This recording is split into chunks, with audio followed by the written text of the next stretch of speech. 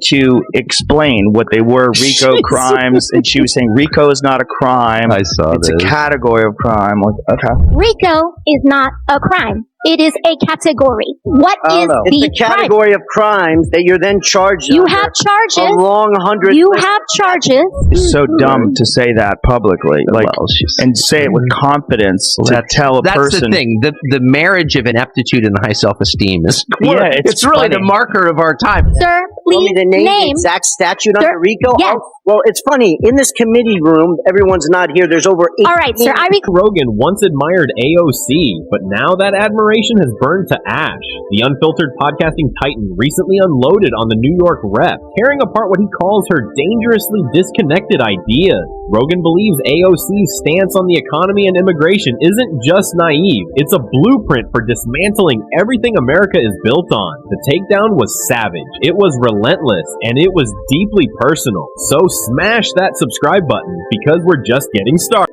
This ball where all they do is celebrate extravagance and wealth, and you have a dress that says tax the rich. Like, what are you doing? Like, that dress is Rogan opened fire on AOC's legendary performative politics, and he didn't hold back. When the New York representative received an invitation to one of the most glamorous, elite-soaked galas on the planet, she didn't decline out of solidarity with the working class. No, she showed up, champagne crowd and all, draped in a gown, boldly screaming, "Tax the rich." Rogan's reaction? Pure disbelief. If your convictions run that deep, why not simply refuse the invitation? Why attend the very spectacle you claim to despise? But Rogan didn't stop there. He went straight for the jugular on AOC's beloved tax the rich mantra, exposing a glaring contradiction she conveniently ignored.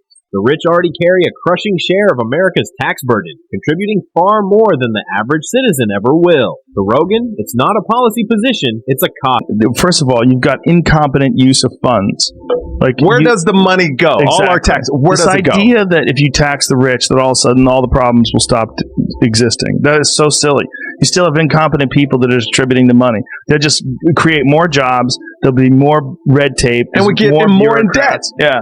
What we got to do is figure out a real plan for engineering our civilization. And Rogan has a point that cuts straight to the bone. The real crisis was never about squeezing more money out of the wealthy. It's about what happens to that money once Washington gets its hands on it. America has already extracted staggering sums from its highest earners. And the burning question nobody in power wants to answer is, where did it all go? Crumbling infrastructure, bloated bureaucracy, endless mismanagement. The receipts don't lie.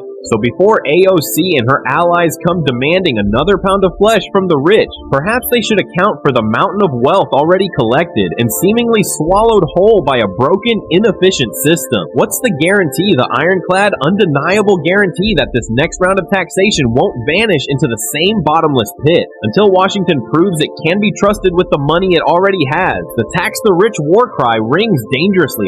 Interviews was when AOC was talking to that lady and she asked her to expand. That Israel-Palestine? Oh my God. Well, I believe absolutely in Israel's right to exist. She just collapsed into herself? It's literally like a fifth grader that didn't study. Look at that incident more through just as an incident. And then they ask you about the subject, or you didn't read the book. Well, you know, it's about Billy and his dog. What people are starting to see, at least in the occupation of Palestine, is... But the crazy thing about that interview is that her first comment comes off with, like, total authority. I am a proponent of a two-state solution. One little follow-up question. The question's like, well, what do you mean by that? And then you just see her get weaker and weaker. You use the term the occupation of Palestine. What did you mean by that?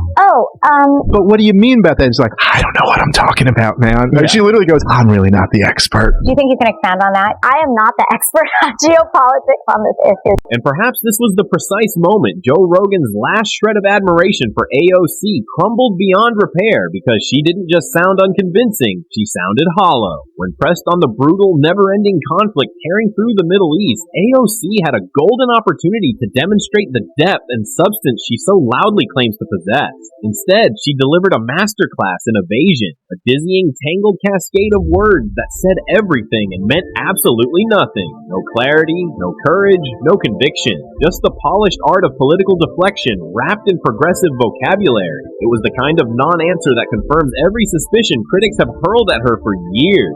Credit must go to the interviewer, who refused to let her off the hook, pushing hard, demanding real answers, and ultimately pulling back the curtain for the entire world to see exactly who AOC is when the comfortable script runs. All parts of the political spectrum, one of the biggest issues that we have when it comes to immigration is the fact that we have an undocumented population. Now you can fix that by trying to build a wall, or you can fix that by trying to document people and create a path to citizenship. And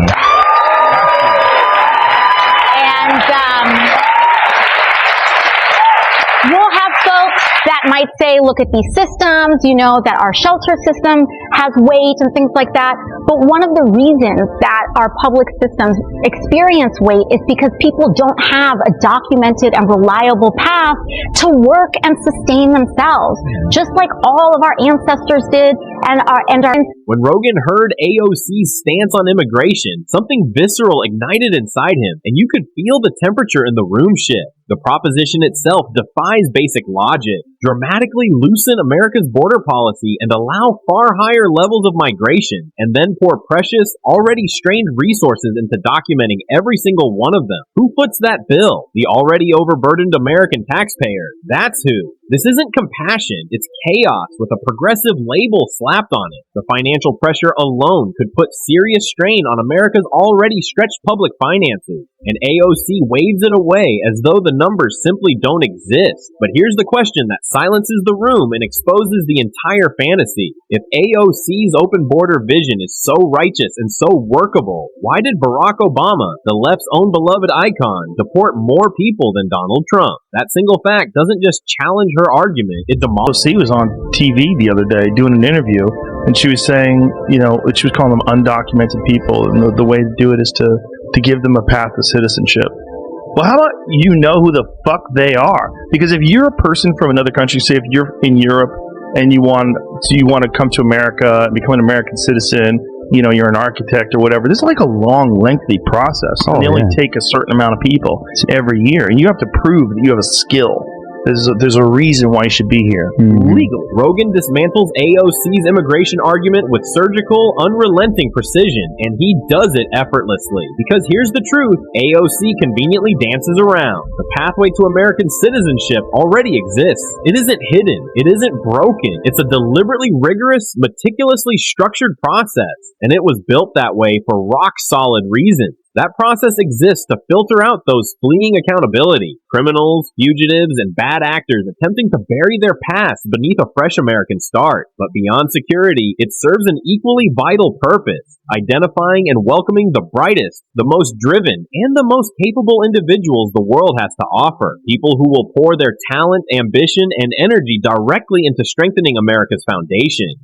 AOC frames the existing system as cruel and exclusionary. Rogan sees it for exactly what it is, a necessary, protective, and ultimately patriotic mechanism for ensuring that American greatness isn't just preserved, but continually elevated. Dude is probably one of the most unintelligent billionaires I have ever met. Wow, she used to own a Tesla car. Damn, she don't own a Tesla anymore. Rogan didn't stop there. He turned up the heat on AOC's pointed criticism of Elon Musk, and the roast was absolutely merciless. The glaring, inconvenient truth, AOC once owned a Tesla. She didn't just tolerate Musk's existence. She literally put her money where her mouth was and invested in his vision. But the moment Musk's political compass swung away from her ideological camp, the admiration evaporated overnight, and suddenly he became the villain of her story. This is the politics of breathtaking convenience. Worship your allies, then crucify them the moment they stray. It's petty, it's transparent, and voters are watching. But here's what AOC dangerously overlooks in her crusade to torch every bridge. Elections aren't won by firing up your base alone. They're won by winning back the ones who walked away. Alienating former supporters isn't bold politics. It's a blueprint for a humiliating election. The result of that decision, let's take us to where we are today, is that Elon Musk, and I know Elon was on your show, and he's here in Austin, huh? Yeah. Okay. And we could talk about Elon, but he spent $270 million to elect Trump as president. Okay. I think that's absurd that any one person... What's the most someone donated towards the Harris campaign? They spent a lot of money on Harris as well. They spent $1.5 billion just combined over the course of a couple of months. You got it. All right, let me talk about it. So Yeah, I'm not here let's just talk to say about it's a that. Republican. That's my Clip, Joe Rogan exposes a glaring double standard in Bernie Sanders' attempt to criticize Elon Musk for contributing over $270 million to Donald Trump's 2024 presidential campaign. Sanders framed Musk's donation as a dangerous example of billionaire influence corrupting American democracy. But Rogan wasn't having it. Rogan swiftly fired back, pointing out that while Musk's contribution came from a single donor, Kamala Harris's campaign collectively raised a staggering $1.5 billion from her donor base. If the concern is big money in politics, Rogan argued the outrage needs to go both ways. The rebuttal landed hard. Sanders, visibly caught off guard, had little choice but to walk back his position, unable to justify why one side's fundraising represents corruption while the other's goes unquestioned. It was a rare moment of accountability that left Sanders with no clean exit. O'Leary talking about on CNN. AOC, I have a tremendous amount of respect for. I buy her t-shirts for $39.95, tax the rich. They're very popular in Miami Beach. She has an 82% margin on that, proving that inside of every socialist is a capitalist. This is particularly interesting. Joe Rogan pulls up a clip of Kevin O'Leary exposing how Alexandria Ocasio-Cortez has been quietly profiting off her own tax the rich merchandise. The same slogan she wears as a badge of progressive honor. The irony is hard to miss.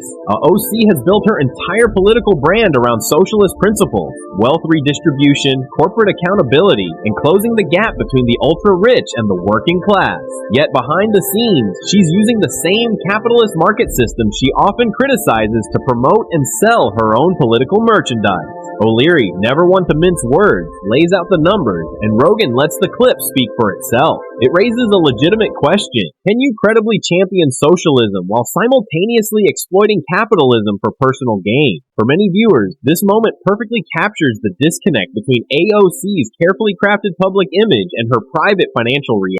To explain what they were RICO crimes, and she was saying RICO is not a crime. I saw it's this. a category of crime. Like, okay. RICO is not a crime. It is a category. What is the It's a category of crimes that you're then charged. You under have charges. A long 100. You have charges. It's so dumb to say that publicly, like, and say it with confidence to tell a That's person. the thing. The marriage of ineptitude and high self-esteem is Yeah, it's really funny. the marker of our time. Sir, Want please me to name the exact statute Sir, under RICO? yes. Oh, well, it's funny. In this committee room, everyone's not here. There's over 18. All right, sir.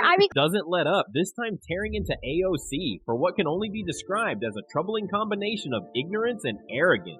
The clip he plays is a masterclass in how not to engage in serious political discourse. In it, AOC appears completely unaware that RICO, the Racketeer Influence and Corrupt Organizations Act, is a federal crime statute. This isn't obscure legal trivia. It's foundational knowledge for anyone operating at the highest levels of American government. Yet rather than acknowledge the gap in her understanding, she doubles down. That's what makes it worse. The ignorance alone might be forgivable. Nobody knows everything. But the pride that prevents her from simply stopping, listening, and learning, that's a far more serious problem. In AOC's playbook, volume substitutes for substance. Being the loudest voice in the room has become a replacement for being the most informed one, and Rogan makes sure his audience sees it clearly. And on this note, we draw the curtains on today's video. If you enjoyed it, then hit the like button and subscribe to this channel for more videos like this. Turn on the notifications so you don't miss any of our daily uploads. Thanks for watching, and I'll see you in the next one.